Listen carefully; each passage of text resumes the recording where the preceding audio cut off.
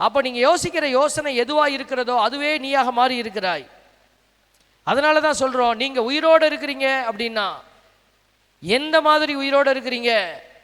நன்மைத்தனத்தின் உயிரோட்டமாக இருக்கிறீங்களா அப்படிங்கிறதெல்லாம், அல்லது தீமையின் உயிரோட்டமாக இருக்கிறீங்களா அப்படிங்கிறத டிசைட் பண்ணுறது உங்களுக்குள்ளிருந்து வருகிற எண்ணத்தின் அலைகள். Praise the Lord. அதை எப்படி வச்சு கண்டுபிடிச்சிடலாம்? உங்கள் வாயிலேருந்து வர வார்த்தையில் கண்டுபிடிச்சிடலாம். உங்கள் வார்த்தை செயல் வடிவமாக மாறுது.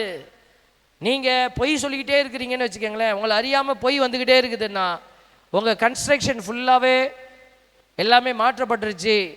நீங்கள் ஒரு நெகட்டிவ் பர்சனாலிட்டியாக மாறி, பொய் பர்சனாலிட்டி, நீங்கள் ரியாலிட்டிலேயே இல்லை.